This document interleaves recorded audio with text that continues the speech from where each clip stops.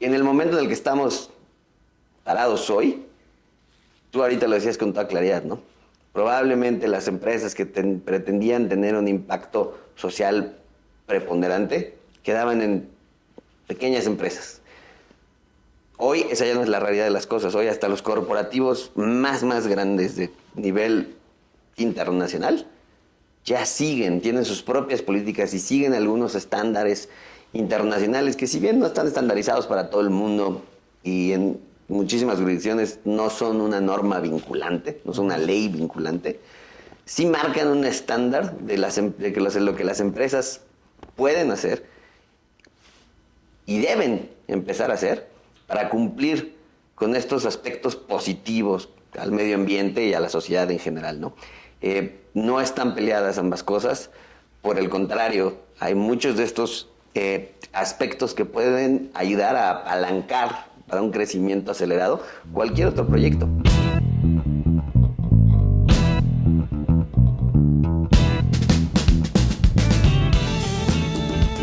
Hola a toda la comunidad de Disruptivo, ¿cómo están? Yo soy Juan del Cerro y el día de hoy estoy muy contento porque vamos a hablar en esta entrevista, en esta conversación, de dos temas enmarcados en justamente las bases legales que necesitan las emprendedoras y los emprendedores de impacto cuando están escalando. La verdad es que hemos hablado en Disruptivo de muchos temas diferentes, de levantamiento de capital, de medición de impacto, de, por supuesto, desarrollo de modelos de negocio, incluso de cómo crecemos, pero no creo que habíamos dado la perspectiva de cuáles son estas áreas o cuáles son estas acciones que tienes que tomar y considerar desde el punto de vista legal y administrativo para tener una base sólida para tu empresa. Y la verdad es que no es menor en el sentido en el que hay muchos casos y muchos ejemplos que hoy seguramente podemos contar algunos de empresas que ya resolvieron el modelo de negocio, que ya resolvieron cómo están generando impacto y fracasan o truenan o se atoran, ¿no?, de manera importante justamente porque no se fijaron bien a la hora de hacer sus estructuras legales. Y por eso estamos aquí hoy en este lugar tan padre, en Santa Marina y Esteta, un despacho legal de muchísimo renombre que ahorita, y de mucha trayectoria que ahorita nos van a platicar nuestros invitados, pero que hoy está ya desde hace algunos meses en camino también a acercarse a trabajar con emprendedoras y emprendedores que quieren crecer y que quieren generar mucho mayor impacto con sus empresas. Bienvenidos, Daniel, Ricardo, muchas gracias por invitarnos. Gracias, Juan. Aquí a abrirnos las puertas del despacho, porque es cierto, la verdad es que los temas legales sí no son el pan de cada día de los emprendedores, pero es una de las cosas que si no te cuidas bien, yo ahorita les puedo dar un par de ejemplos que me han pasado a mí, además, que ya los hemos platicado, te metes en muchas broncas cuando vas creciendo. Así que, pues, muchas gracias. Muchas gracias a ti por invitarnos. Oye, y la verdad es que, además, y quizá ahorita nos cuenta un poquito más de Santa Marina y Esteta, pero no es tan común que en este tipo de despachos que ustedes tienen clientes enormes y que tienen un trabajo muy interesante, justamente hay un interés tan, digamos, importante en colaborar con emprendedores. ¿De dónde nace esto, Daniel? Bueno, creo que siempre el despacho ha estado intentando acercarse con el emprendimiento en general. Okay. Llevamos 77 años en el mercado y lo que siempre buscamos es volvernos ese socio comercial que tenga miras a largo plazo, de estar acompañando al emprendimiento. Y probablemente como despacho de mucha trayectoria, la gente empieza a pensar que cuando ves a alguien de mucha trayectoria, pues ya no se enfoca en los pequeños, ¿no? Y es todo lo contrario. Nosotros le apostamos justo y le hemos siempre apostado al asesoramiento y al acompañamiento de ideas que se pueden transformar y escalar. Y en los últimos años, pues tú más que nada sabes que se ha dado una óptica especial, un tratamiento especial a todo lo social, ¿no? A las políticas ASG, que ahorita Ricardo está más familiarizado con eso. Y es por eso el interés de irnos acercando con medios como el tuyo, que tienen mucha importancia en este ecosistema de emprendimiento específicamente social, y darnos, no a conocer, pero en abrir las puertas de nuestro despacho a invitarlos a acercarse a nosotros. Tenemos muchos proyectos que incluso pueden manejarse de manera pro bono, pero siempre hemos intentado estar ahí, ¿no? Es siempre buscar esos proyectos disruptivos que generen una huella de impacto en la sociedad y en el medio ambiente. Hombre, está increíble que tengan este acercamiento. Y creo que creo que esta perspectiva es muy clara. Incluso cuando recién nos conocimos y nos sentamos a platicar, yo decía, bueno, pero de repente pues, los emprendedores con los que trabajamos nosotros no van a sentirse como cercanos a ustedes. Entonces, esto que lo digas, sí creo que se siente y está bueno que podamos tener estos espacios para que además pues haya un poquito más de vínculo y que siento que también es bueno ver a las personas que están detrás de este tipo de trabajo, ¿no? Ricardo, ahorita decía Daniel acerca de justamente estas métricas ESG, ¿no? Las ESGs que se han estado trabajando y cómo ya el impacto está evolucionando. Creo que nos está tocando ver cómo está evolucionando de un tema o sea, la parte, digamos, como de las buenas intenciones ya la dejamos atrás de tiempo, la filantropía, avanzamos hacia las empresas sociales, pero ahora el tema de impacto está trascendiendo justamente a través de las métricas ASG a los grandes corporativos, a los fondos de inversión, y no para alejarse del emprendedor, sino al revés, sino para crear un puente, ¿no? Que puede ser una buena manera de entre los emprendedores y pues el capital, las empresas, para trabajar en conjunto. Ahorita vamos a hablar de qué hay que hacer desde el punto de vista legal para poder aprovechar esto, pero cuéntanos un poquito cómo ves tú la perspectiva de lo que está sucediendo con los ESGs y qué oportunidad presenta esto para quien quiera hacer negocio en México. Mira, yo creo que podemos partir de un punto bien interesante, que es perseguir un fin preponderantemente económico, con fines de lucro, con fines de especulación comercial. Tener un negocio no está peleado con tener un impacto social o ambiental bueno. No está peleado, no son mutuamente excluyentes. Se pueden perfectamente llevar a cabo las dos actividades en buen balance y con buenos resultados financieros, que al final del día quien decide emprender un negocio que no es un fin, que no tenga un fin altruista, como decías ahorita, sí te espera tener ciertos resultados, sin lugar a dudas, cuando menos para poder costear lo que puedan ser los empleos, las cadenas productivas y demás aspectos en una economía que la puedes ver desde el principio más micro hasta el concepto más macro. Pero en el momento en el que estamos parados hoy, tú ahorita lo decías con toda claridad, ¿no? Probablemente las empresas que pretendían tener un impacto social preponderante quedaban en pequeñas empresas. Hoy esa ya no es la realidad de las cosas. Hoy hasta los corporativos más grandes de nivel internacional ya tienen sus propias políticas y siguen algunos estándares internacionales que, si bien no están estandarizados para todo el mundo y en muchísimas jurisdicciones no son una norma vinculante, no son una ley vinculante, sí marcan un estándar de lo que las empresas pueden hacer y deben empezar a hacer para cumplir con estos aspectos positivos al medio ambiente y a la sociedad en general, ¿no? No están peleadas ambas cosas, por el contrario, hay muchos de estos aspectos que pueden ayudar a apalancar para un crecimiento acelerado cualquier otro proyecto. Lo vuelven más atractivo para inversionistas, lo vuelven más fácil para hacerlo financiable, siempre y cuando, por supuesto, lo platicaremos un poquito más adelante, la casa esté perfectamente bien limpia, claro, y en cumplimiento con las leyes aplicables. No por decir quiero tener un impacto social bueno en este sector, voy a dejar de cumplir las leyes y me voy a brincar cosas con las que todo negocio debe cumplir, ¿no? Entonces, yo creo que ese es el momento en el que estamos parados. La tendencia legal parece apuntar a que la estandarización que poco a poco se empieza a ver en el mercado, los distintos criterios en materia ASG, va a empezar a no solamente a verse en los corporativos más chicos y en los corporativos más grandes, sino ya también en mercados regulados. Y yo no lo vería muy descabellado muy pronto ya en leyes obligatorias y vinculantes de manera general en ciertas jurisdicciones, probablemente en la nuestra en algún momento también. Me encanta esto que dices, cómo lo planteas.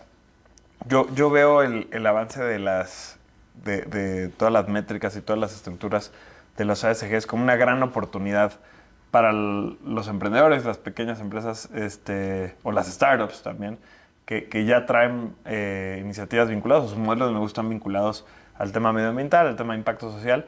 ¿Por qué? Porque las empresas que van a tener que empezar a hacer, buscar proveedores, buscar aliados, ¿no? Incluso en sus adquisiciones, buscar empresas que ya estén trabajando en esto.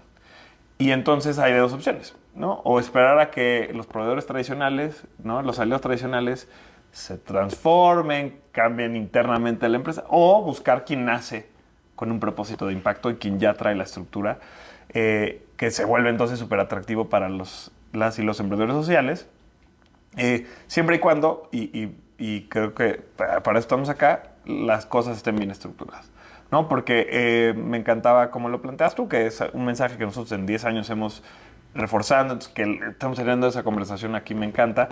No están peleadas el negocio y el impacto, de la misma manera que el impacto y el profesionalismo, ¿no? Tampoco deben de estar peleados, sino todo lo contrario.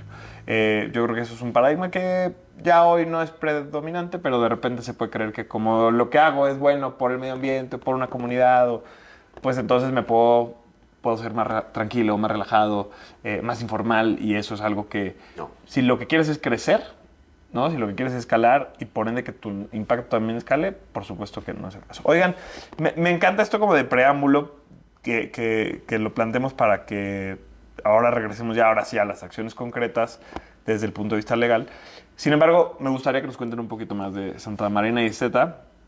Es un despacho, decías, Dani, con más de 77 años de trayectoria, que han estado involucrados en cosas como desde la creación del Tratado de Libre Comercio, ¿no? Han sido el despacho en México aliado de algunos de los presidentes de Estados Unidos para pues, toda la apertura del comercio, pero también trabajan a nivel nacional con, ¿no? proyectos. Entonces, cuéntenme, nos podemos echar toda la entrevista solo hablando de las historias y las anécdotas y el trabajo que hacen, pero ¿cómo resumirías, Daniel, quiénes son ustedes hoy en día en el sector de los negocios en México? O Ricardo, ¿quién quiere? Somos un despacho que está primordialmente enfocado en ser, como decía Daniel, aliado comercial de nuestros clientes desde una perspectiva de negocios, ¿no? Uh-huh. Pero al mismo tiempo somos lo que se conoce en inglés un despacho full service. Básicamente, dentro de nuestro alcance de servicios, tenemos grupos de especialistas y expertos en prácticamente todas las ramas del ejercicio del derecho en México, menos dos muy peculiares. No vemos ni temas familiares, que son muy sensibles, divorcios, ese tipo de cosas, no las vemos, ni temas penales, donde la práctica del derecho penal en nuestro país tiene un modelo de negocios un poco diferente al que tenemos nosotros. Pero nos enfocamos en asesorar al empresario, desde el emprendedor hasta el gran empresario nacional, hasta la gran empresa multinacional con alcance global.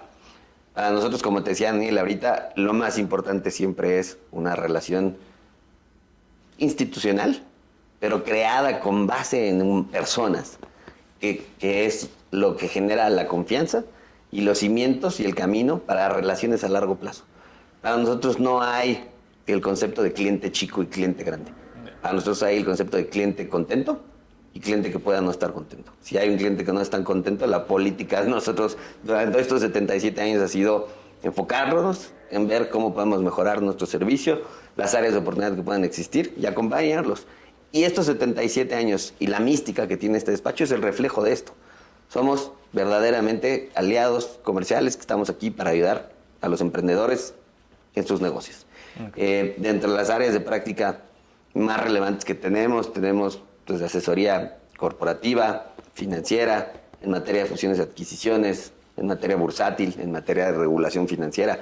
Hemos visto que prácticamente la gran mayoría de muchos proyectos emprendedores con impacto social, inclusive que hemos visto en los últimos 10 años, han estado enfocados en el sector financiero y la inclusión financiera. Uh-huh. Es un impacto social importantísimo, más en un país como el nuestro. Tenemos áreas de práctica como propiedad intelectual. ¿Qué otras, Daniel? Bueno, la parte regulatoria, lo que le llamamos en la cuestión, o bueno, el lenguaje de abogados, el litigio, ¿no? Las controversias. Pero justo yo resumiría todo lo que acaba de decir Ricardo, en que estamos en el antes, en la operación y en el después del emprendimiento, ¿no? Nos gusta entender las raíces, entender el por qué, cuáles fueron los fundamentos que llevaron a la creación de este proyecto, y de ahí, sabiendo que somos un despacho de los más grandes en áreas de práctica, intentar darle este enfoque holístico o integral de análisis, que no nada más se enfoque en lo que en este primer momento el emprendedor o el cliente nos pida, sino que nos permita también analizar las diferentes satélites al proyecto que pudieran estar afectados para la incorporación o ahora sí, la ejecución correcta dentro del país, ¿no? Atendiendo a un poco el conocimiento que nos ha llevado con los otros casos que hemos visto en el pasado, ¿no? Ok. Y ahorita que mencionas el pasado, o sea, creo que es interesante mencionar también que ya hablamos de la trayectoria, ya hablamos de toda esa experiencia nos trae a hoy, pero decías ahorita con miras también a ser una aliada del futuro de los emprendedores, pero también hablando del futuro de lo que viene a nivel, ¿no?, sector, a nivel tecnología, a nivel innovación. Has estado tú, por ejemplo, muy involucrado en los temas de inteligencia artificial. Correcto. Y cómo la inteligencia artificial se va a volver un activo para o ya es un activo para las y los emprendedores. Y qué vamos a tener que considerar desde el punto de vista regulatorio, legal. Entonces, también están siempre con un punto, o sea, con un ojo en qué es lo que viene hacia adelante, ¿no? Sí. Justo cuando empezaron las políticas o a hablarse en el mercado de ESG, nosotros ya habíamos tenido internamente una capacitación directa de un especialista en ESG para saber y entender todo lo que era, no nada más desde el aspecto regulatorio, sino cómo podíamos estar en la operación y entender muy bien que era una operación con políticas de ESG. Con el tema de inteligencia artificial también.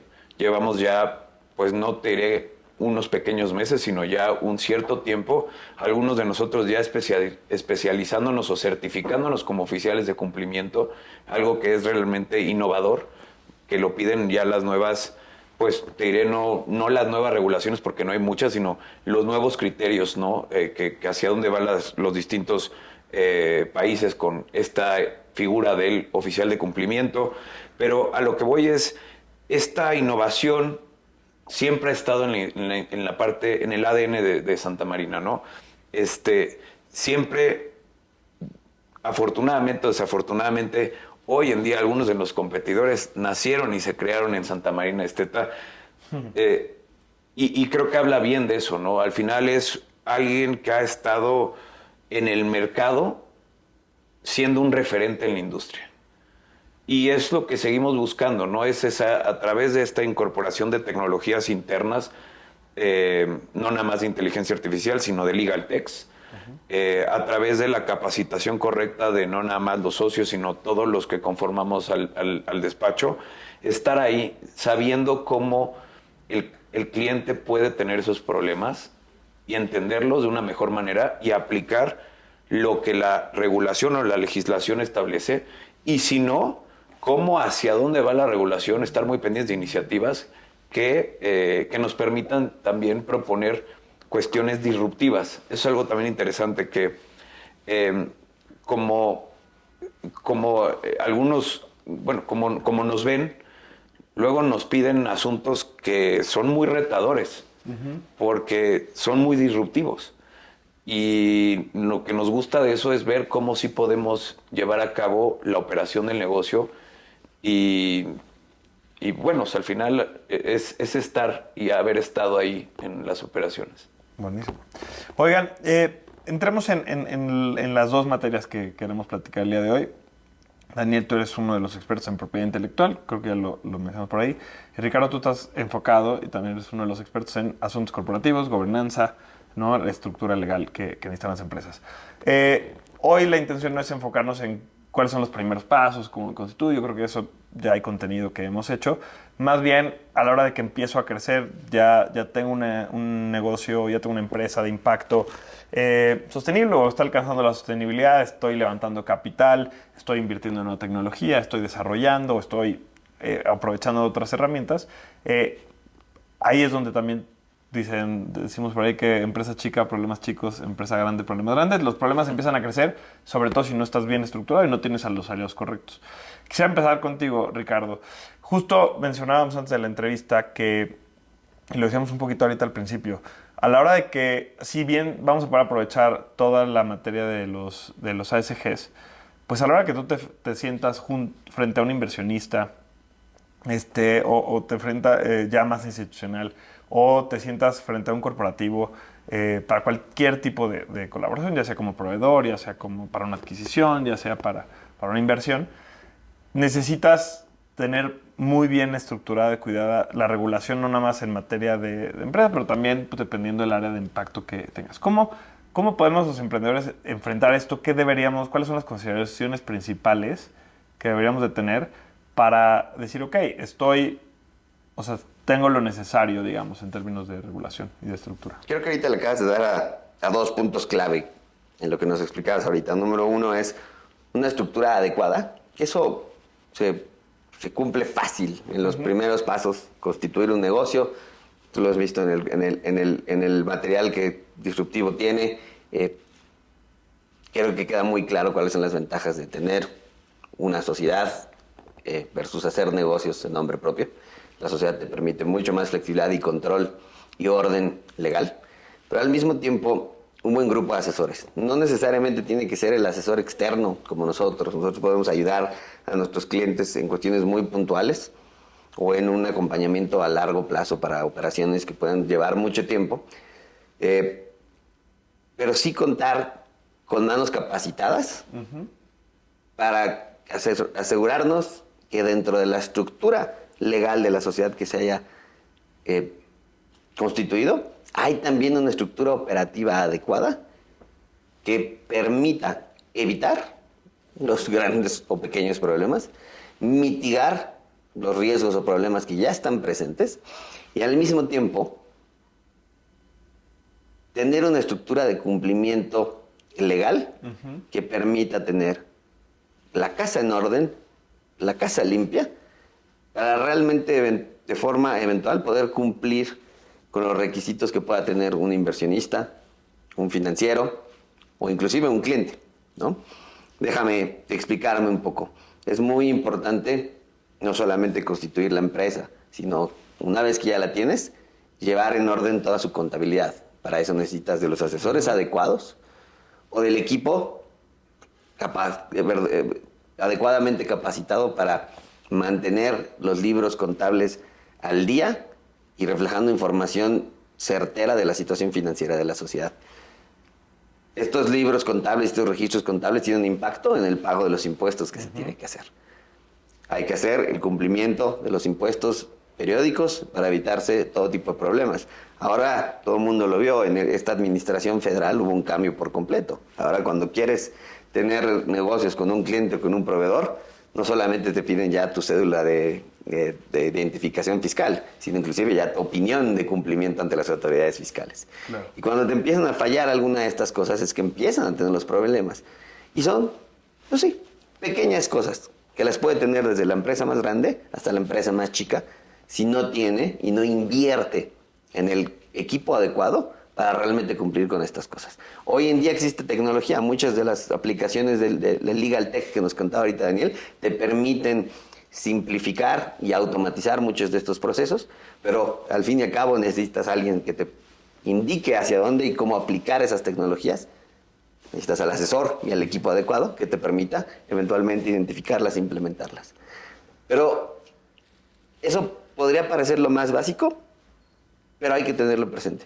Claro. Y ni se diga ya las cosas más complejas. Cuando uno empieza a tener empleados, hay que estar 100% seguros que se está cumpliendo con la reglamentación laboral y sobre todo la de seguridad social, claro, que va de la mano con los componentes fiscales.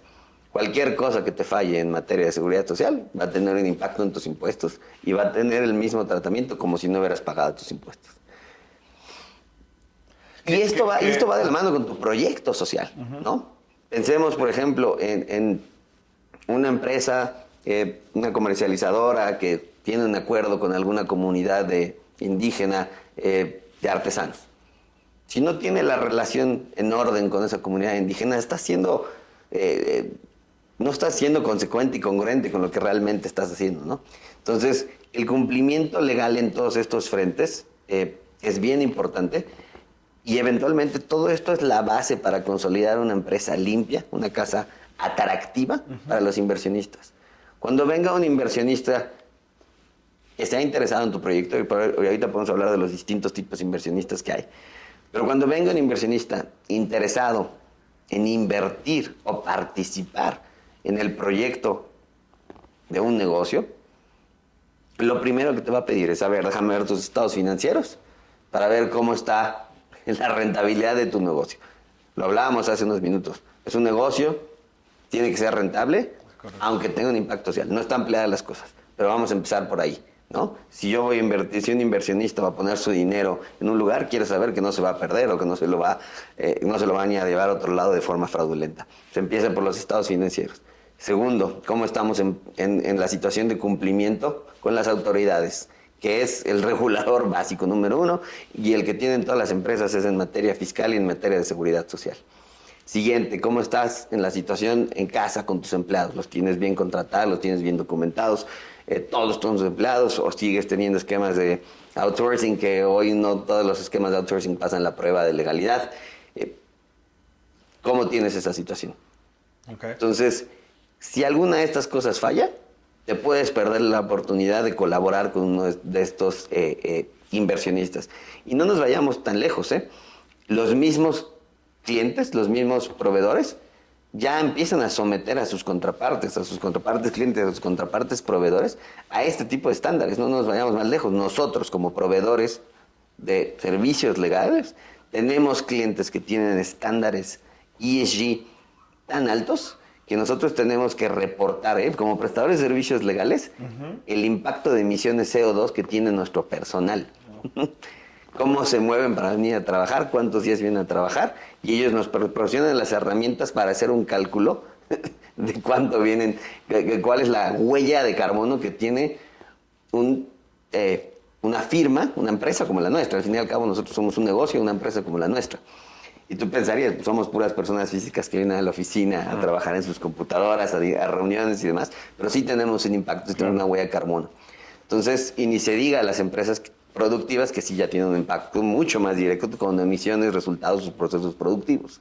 Entonces, tener un ojo abierto, aunque represente un gasto, o más bien deberíamos de reconceptualizarlo, a una inversión en asegurarnos que estamos cumpliendo con esta toda normatividad básica para tener un negocio limpio, ordenado, y no limpio no me refiero limpio en materia verde, sino ordenado y legal, sin lugar a dudas esa es la base para tener buenas relaciones a largo plazo con clientes y proveedores y volver los negocios de los emprendedores atractivos para los inversionistas. Fíjate que me dejas pensando en varias cosas. Yo creo que esto último con lo que cerrabas, yo creo que es una de estas cosas fáciles de dejar de lado cuando estás empezando o cuando estás en tus primeros años, porque estás muy enfocado en rentabilidad, en validar tu producto, en validar el servicio, ¿no? en que tienes que hacer todo como emprendedor o con un equipo chico. Pero hay un punto en el que si eso empieza a funcionar, te empiezas a meter trabas que además, mientras más avances sin haber estructurado bien al principio las cosas o conforme vas pasando etapa, más complicado es regresar, corregir. Y entonces, bueno, creo que un aprendizaje claro es tener todas estas consideraciones muy claras desde el principio. Y que además, me encantó que lo mencionaste, es clave la congruencia, ¿no? Yo siempre he pensado y siempre lo hemos dicho, nosotros en Disruptivo siempre hemos tomado acción muy concreta en cuanto a que si decimos que queremos participar en construir un país más justo, lo mínimo que tenemos que hacer es cumplir con toda la reglamentación, con toda la regulación, con todo, o sea, toda la materia de seguridad social. Porque regreso a lo que decíamos, durante mucho tiempo el impacto social y la informalidad parecía que podían coexistir, pero si quieres escalar o si quieres ser congruente, pues tienes que ir con esto. Fíjate que quisiera nada más dar un ejemplo de estas etapas o estas cosas que pueden salir bien si lo haces bien, ¿no? Nosotros conocemos muchos proyectos que cuando llegan con nosotros, no sé, pienso ahorita en Manjafel, una empresa que hace mermeladas, que lo hace de manera artesanal y la queremos muchísimo a María Ángeles. Lo hace artesanal, lo hace en su comunidad y sus puntos de venta son bazares, son, ¿cómo se llama? Pues espacios más informales, ¿no? Como muchos de nosotros hemos empezado con nuestros negocios. Entonces, un ejemplo es el de Manjafel, una empresa que nosotros apoyamos, que empieza vendiendo o así produciendo mermeladas artesanales con productos orgánicos, que ahí está parte de su impacto con comunidades locales. Al principio, pues los puntos de venta son informales, ¿no? Son los bazares, son los eventos, pero de repente empieza, por ejemplo, a querer crecer y abrir su tienda en Amazon, ¿no? Nosotros tenemos un programa con Amazon que ayudamos a emprendedoras a aprender abrir sus tiendas, empezar a comercializar en línea. Pero la cantidad de trámites y la cantidad de regulación que te pide Amazon para poder tener tu tienda, pues justamente te puede detener o te puede simplemente cerrar la puerta si no lo hiciste bien desde el principio. Del otro lado, Manjafel, una empresa con poco tiempo de existir, que ahorita está empezando a enfrentarse con esto. Pero del otro lado tienes casos como el de Someone Somewhere, que es una empresa que justo dijiste, ¿no? O sea, trabajan con comunidades de artesanos indígenas. Ellos son una empresa de moda muy reconocida en el ecosistema de emprendedor, que empiezan vendiendo en el garage, ¿no? Vendiendo igual en bazares y demás, pero después levantan capital, para lo cual ya tuvieron que hacer incluso un rebranding, toda una estructura legal y corporativa. Empiezan a crecer y llega un punto, su punto de quiebre, su punto ya de escala, nace en el momento en el que empiezan a tener clientes corporativos internacionales, ¿no? Y Delta Airlines los agarra y en todos los vuelos del Delta Airlines hay productos hoy hechos por Someone Somewhere en comunidades artesanas en México. Si no me equivoco, y quizá ya han actualizado esto, pero mandan un contenedor de producto hecho en comunidades artesanas a Estados Unidos a la semana. No se hubiera podido llegar a esto, ¿no? Si siguieran pensando como piensa alguien que empieza a vender en un bazar o en su garaje. Entonces, creo que es justo esta claridad de queremos llegar a eso, queremos llegar a estos niveles, tenemos entonces que seguir las reglas y ponernos en la misma exigencia de estructura legal que se pondría cualquier otro tipo de empresa. Sin duda. Oye, Daniel, hablemos un poco acerca en este mismo concepto del crecimiento hay otro reto a los que se pueden enfrentar los emprendedores, que es la propiedad intelectual. Yo ya te conté cuando nos conocimos que tuve yo ahí un tema que ahorita de hecho estamos trabajando con ustedes de los registros de las marcas, conforme lanzamos nuevas iniciativas también. Pero bueno, un poquito más allá de lo mínimo que sería registrar tu marca, registrar tu nombre y demás, cuando empiezas a crecer, cuando empiezas a acercarte con inversionistas, cuando empiezas a desarrollar tecnología, tienes que tener también mucha más atención en qué estás haciendo en propiedad intelectual. ¿Cómo has visto la situación de los emprendedores que están empezando a tener estas conversiones, las startups, que de repente llegan y por no tener una buena protección los inversionistas, hemos visto muchos casos de estos, quizá más en startups internacionales, pero los inversionistas se acaban quedando con la propiedad o sea, les copian el modelo, hay unos ejemplos ahí fuertísimos, pero ¿cómo sientes que está esta situación en México? ¿Los emprendedores tienen una noción clara de lo que tienen que hacer en propiedad intelectual para poder escalar? Yo creo que no. Yo creo que todavía falta mucho que aprender, mucho de nuestra parte, de nuestras trincheras como abogados, de estar en comunicación y ofrecimiento a las universidades, a los centros de emprendimiento, en compartir el conocimiento al menos básico de las figuras legales que se concedan en nuestra ley sobre qué hay de propiedad intelectual, qué hay de propiedad industrial, porque fíjate que yo siempre que me invitan a participar en foros, como donde nos conocimos, siempre hago una pregunta de quiénes han llevado propiedad intelectual al menos en sus carreras, ¿no? Y muy pocas veces levantan la mano. Y me he enterado que ya hay cada vez más universidades que eliminan o vuelven optativa la materia de propiedad intelectual, que no es tan sencillo. Sí meten algún aspecto legal en alguna otra carrera, más enfocado a lo que Ricardo nos explicó sobre las distintas tipos de sociedades, etcétera, pero nadie toca la propiedad intelectual. Y la propiedad intelectual, la experiencia que tengo, hay tanto positivas como negativas, pero justo tocando el tema del bazar, yo me acuerdo que hubo una línea de un producto que me compré unos lentes, ¿no?, en un bazar, y hoy en día son de las empresas más grandes en México, con un emprendimiento social y una posibilidad de generar un cambio en el ecosistema bastante interesante. Y desde el inicio, ellos siempre han estado tomando la consideración de la propiedad intelectual como algo importante, ¿no?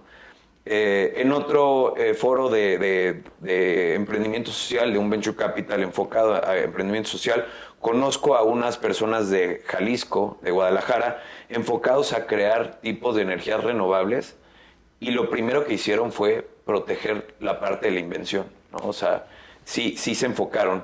Pero también ha llegado situaciones donde cuando ya llega el momento donde que tienen un venture capital que les quiere meter inversión, se empiezan a pelear con el tema de, oye, es que no tenemos el software registrado, no tenemos los contratos con los desarrolladores, el contrato que tenemos nunca se formalizó, no está firmado, y entonces empiezas a complicar algo que pudiera haber sido relativamente sencillo, ¿no?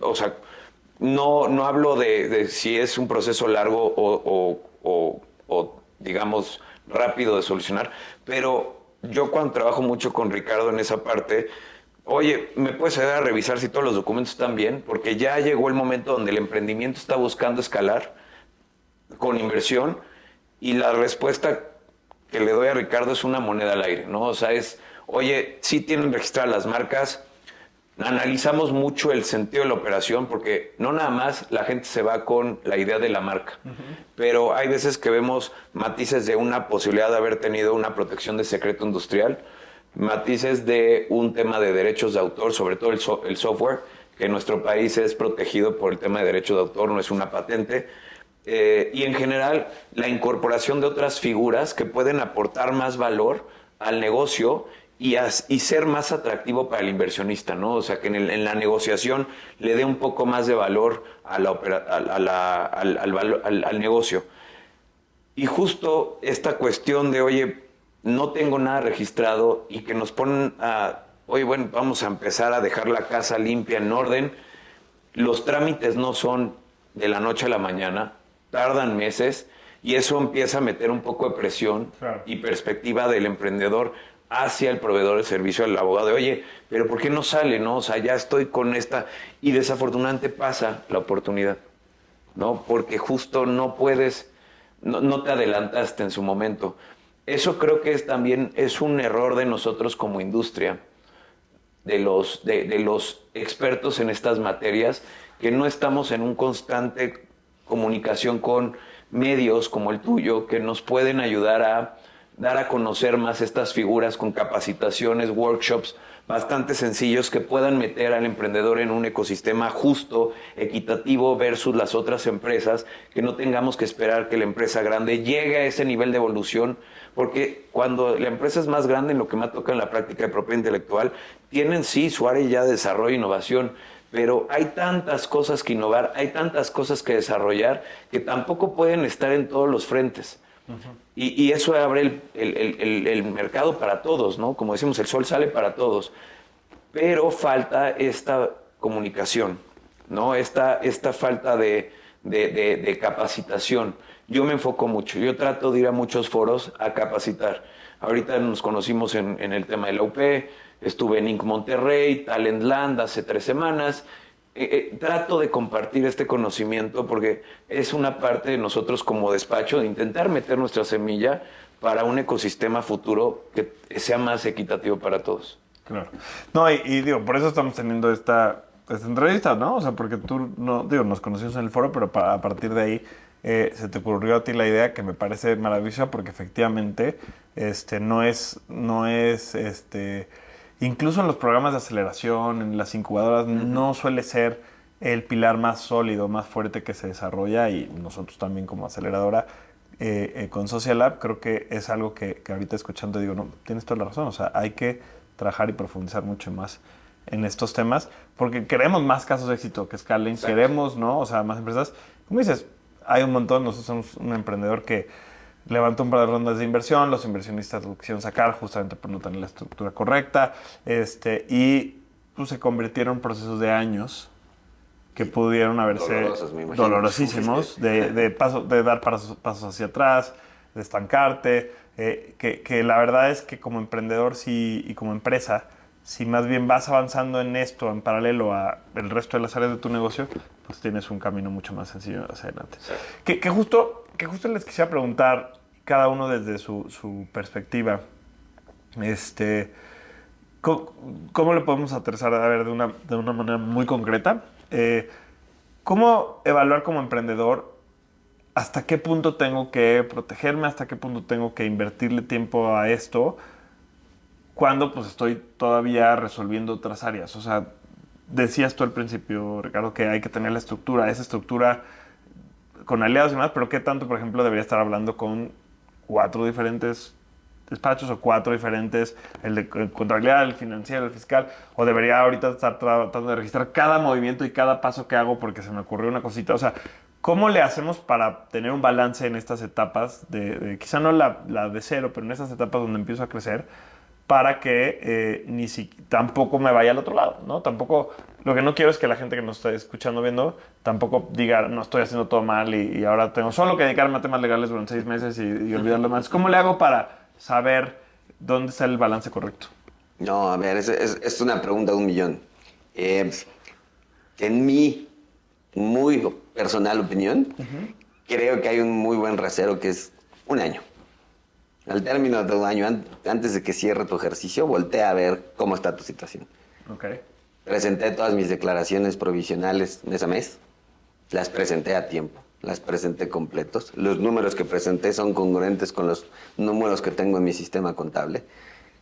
Como resultado de las declaraciones que presenté, ¿voy a poder presentar una declaración anual fácil? ¿O es un ejercicio que me va a tomar los 4 meses que tengo para presentarla? Quemarme las cejas haciéndolo. Tuve problemas con mis proveedores, tuve problemas con mis clientes, tuve problemas con mis empleados. Mis empleados están contentos en la situación en la que están contratados, están cómodos en la situación en la que están contratados. Donde identifiques que en un ejercicio anual, un no, es momento de empezar a atacarlo. No necesitas estar viendo, por supuesto, tratando de tapar todos los agujeros al mismo tiempo. Y muy probablemente, al principio de los emprendimientos, no tengas muchísimos agujeros legales. Cuando tienes un equipo legal de 2 personas, es muy poco probable que te empiecen a decir, híjole, patrón, no tenemos firmados los contratos. Claro. Es muy probable que estén muy comprometidos contigo, con independencia de que a lo mejor no tengas un contrato de empleo firmado con ellos. Pero cuando esa plantilla empieza a crecer, es probable que te empiece la gente, haya alguien que te empiece a cuestionar y decir, oye, no tenemos contratos firmados. Y entonces es momento de empezar a atacar. Y todos los asesores legales, no se trata aquí ni siquiera de echarnos porras a nosotros, todos los asesores legales en el mercado, con los distintos tamaños que pueden tener los despachos, deberían, y yo estoy seguro que la gran mayoría, va a poder ofrecer una solución a la medida, ¿no? No se trata que el abogado esté presente contigo y cobrándote en todas y cada una de las contrataciones de personal que hagas, pero a lo mejor sí que te ayude a hacer contratos modelo, reglas modelo, capacitar a tu gente y que tu gente ya sepa hacer ese proceso. Y a lo mejor cuando estás en una situación de emprendimiento muy inicial, muy chica, no vas a tener un director de recursos humanos, pero sí vas a tener probablemente a alguien de tu equipo que tenga que asumir esa responsabilidad para que esto no se convierta en un problema. A mí este rasero, este estándar de voltear a ver lo que pasó en tu año, te va a arrojar muchísimas respuestas acerca de dónde tienes que poner prioridad y dónde tienes que, insisto, yo no lo llamaría un gasto, dónde tienes que invertir para evitarte problemas en un futuro. Yo no creo que la forma en la que yo pienso o veo las cosas represente a todos los emprendedores, ¿no? Porque además los perfiles son muy diversos. Pero sí me parece que una de las cosas que hace complejo o hace parecer complejo el tema legal es que a veces pues, no sabes dimensionar cuánto le vas a tener que invertir o cuántos temas. Entonces, ahorita que ustedes ya nos lo bajaron, me parece, y con este concepto del cheque anual, le dices, es algo a la que una vez al año me puedo sentar con mi equipo, con mis asesores, hacer un chequeo. Yo no creo que aquí sea materia de que hagamos un listado de las cosas, pero sí creo que ya lo aterrizamos en algo que yo digo, sí, yo sí le puedo dedicar una vez al año tiempo a esto y me voy a evitar muchos problemas hacia adelante. ¿Dirías que algo similar se puede hacer en propiedad intelectual o cómo lo bajarías tú igual a algo concreto que digamos, perfecto, cada X, o ahí tiene que ver más con los lanzamientos, tiene que ver más con el producto, ¿cómo lo bajar esto? Tiene que ver más con el lanzamiento del producto. Teníamos clientes que, por ejemplo, 2 años antes, su estructura les permitía pensar en lo que iban a hacer 2 años antes y ya nos estaban mandando todos los registros marcarios para proteger. Eso es un punto muy importante. En el tema del software yo les diría que antes de empezar, si tu foco va a ser desarrollo de software, desde ahí ya tengas los contratos con los programadores. Okay. Porque el derecho, cuando empiezan los programadores a programar, ya se creó. No es tan sencillo o se puede, digamos, echarte para atrás y volver a firmar algo que como si no hubiera pasado, ¿no? O sea, ya hay un derecho creado. En el tema marcario es diferente. En el tema marcario, la ley te dice, no necesariamente tienes que tener un registro para operar. Simplemente ahí puedes hacer una búsqueda inicial, te esperas 1 año, si el MVP jaló o no, pues registras, ¿no? Con la salvedad de que puede que alguien ya se te haya metido con un secuestro de marca. En el tema de la patente es antes de también. Entonces, sí depende mucho, pero la parte de propiedad intelectual es más al inicio. Ya todo en la parte corporativa de ese check-up anual va a ser más del lado corporativo, es más continuo, pero en la parte de propiedad intelectual ya en mi experiencia es casi registramos algo y si no le metes muchos cambios, a los 3 años declaras el uso y a los 10 años renuevas. O sea, tienes 3 etapas, claro. 3 momentos. Entonces dependerá mucho si vas a desarrollar un producto, si nada más va a ser un producto de marca blanca que ya está en el mercado, que nadie lo tiene protegido, nada más te interesa la marca.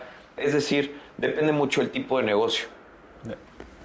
Oye, me encanta cómo nos ayudan a los dos a bajarlo. Yo agregaría una cosa muy concreta que la mencionamos por ahí, pero sí creo que algo clave es que todas y todos los que emprendimos, ya vimos que pues, en la universidad no siempre se enseña, ni siquiera todo el mundo que emprende estudia una carrera de negocios, ¿no? Ni mucho menos. Pero lo que sí deberíamos de tener nosotros, quienes estamos emprendiendo, es justamente la responsabilidad de formarnos, de educarnos y de tener una base, ¿no? De los temas para al menos saber qué no sabes, ¿no? Y porque no es lo mismo justo buscar un asesor o buscar una aliado como ustedes cuando tienes claro que hay temas que no sabes versus operar así nada más en la ingenuidad, que es muy cómoda, pero que puede ser muy peligrosa cuando quieres crecer y cuando quieres desarrollar un negocio. Simón, les quiero agradecer muchísimo a los dos el tiempo, la verdad. Se me fue como agua, o sea, yo tenía 1000 cosas que les quería preguntar muy puntuales y demás, pero la verdad es que escuchándolos me quedé muy, muy contento porque aprendimos mucho. Contarle a nuestra comunidad que esta primera entrevista es un esfuerzo, es el inicio, digamos, de algunas colaboraciones que vamos a hacer. Vamos a tener sesiones con emprendedores aquí. Vamos a invitarlos a que participen en nuestros programas. No todos los que nos ven entran a nuestra aceleración, pero vamos a tener, como les decía, sesiones. Vamos a hacer otros formatos de contenido. Daniel está invirtiendo mucho en creación de contenido, que a mí me encanta también. Ahí sí yo te puedo dar tips y tú me das.